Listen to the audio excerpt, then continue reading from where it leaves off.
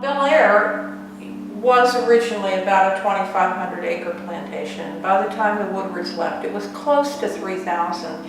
The road coming in went all the way out to Maryland 450, was, to quote a 19th century source, an avenue of tulip poplars fully a mile long. But we still have the same configuration out here that the Woodwards enjoyed.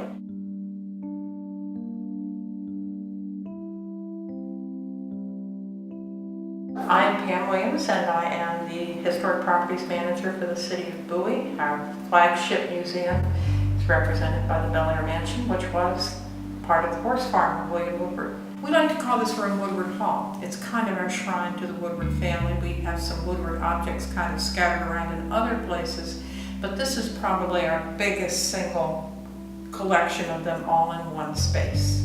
We've got a number of equine paintings in here that represent horses that Mr. Woodward owned himself. Each year he commissioned a horse picture. He had another separate kind of collection, I'll call it, of equine art, 18th and 19th century sporting art, that apparently was a fabulous collection. And upon his death, Mrs. Woodward divided the collection up. Half of it, some of it went to the National Museum of Racing in Saratoga. The remainder of the 18th century sporting art and his trophies went to the Baltimore Museum of Art. Up on the wall behind us is Brown Betty, a really fabulous mare who raced in Britain. The story about Brown Betty, I've always been told, is that Mr. Woodward saw her standing in a field and decided to find out who she belonged to and what she cost, and home to William Woodward came Brown Betty. Over on the opposite wall, we've got Fighting Fox, who is a full brother to Gallant Fox. Below that, we have Gallant Fox at foot with his dam Marguerite. I guess he's just a little bit, not quite a yearling yet, he's a little bit small for that. The table is a magnificent mahogany colonial revival piece that actually belonged to Mr. Woodward. We think it was probably made about 1915, 1920. It was purchased at the estate sale here that took place when the Woodwards left Belair. About 10 years ago, the person who purchased that table at the estate sale sent it back to us as a donation.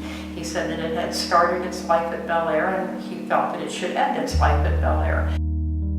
We're not sure when Mr. Woodward installed his horse doors, probably sometime after the 1920s. I think the phenomenal thing is that they remained here during the time that this building was Bowie City Hall. They were here all during the restoration of this building, and I can personally tell you that they are a fan favorite. Kids love those doors. The stable was built about 1907, 1908, kind of, we think, a cooperative effort between James and William Woodward. The carriage room housed a number of carriages that belonged to William Woodward. He was into coaching as well as thoroughbred racing and other things.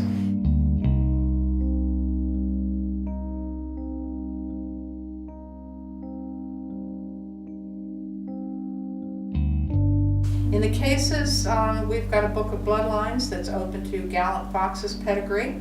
And then in the case here, we've got a copy of Mr. Woodward's book, Cherished Portraits of Thoroughbred Horses, that catalogs his own collection of famous thoroughbred portraits. They are the Belair silks, used by the Belair Stud. The red cap signifies a race that's taking place in the United States. They were the silks of the Marquis of Zetland, who gave Mr. Woodward permission to use them. So we try here on this side to interpret the lives of some of the more famous Woodward horses here. Gallant Fox, Omaha, and Nashua. The stall behind me is Gallant Fox's memorabilia. I can't say the Gallant Fox ever munched hay in this stall, but we certainly do talk about him here. The exhibit panels around the wall talk about his life. The men behind the horse, he was William Woodward's particular favorite, I'm told. In the center of the stall is a bronze by Eleanor Iselin Wade that was commissioned by Mr. Woodward. It's been in the ownership of the city of Bowie since 1971. Behind it is a large wooden sign that commemorates Gallant Fox. Mr. Woodward had that painted. It probably hung in one of the barns around here. We really don't know where it came from, but it was here at Belair, and it does give Gallant Fox's racing history. We've created this little memorial stall for Gallant Fox. 2 doors down from us is Nashua, and coming this year, the stall behind me, which is currently empty, we'll talk about some of the successes in the life of Gallant Fox's son, Omaha, another Triple Crown winner. Out behind us today are lots and lots of Levitt houses built in the 1960s, but in Mr. Woodward's day, that was pasture land. It was a big, wide open space. You could stand here and see some of the other barns and stables that were scattered around the property, the ones that were nearby to here.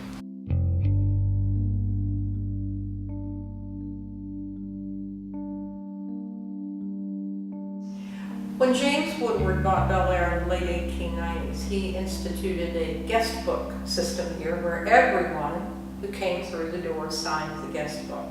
And it's a phenomenal resource and a wonderful read. The books are book number 1 is at the Maryland Historical Society, a real chronology of the rich and famous and the horse connected who came through the doors here. But it's wonderful because, you know, when Bull Hancock was here, you know, when Sonny Jim Fitzsimmons was here. And interestingly enough, back to James Woodward, some of his first visitors here were members of the Ogle family who had owned Belair in the 18th century. The Ogles were Belair's builders, so that was way fun to discover that.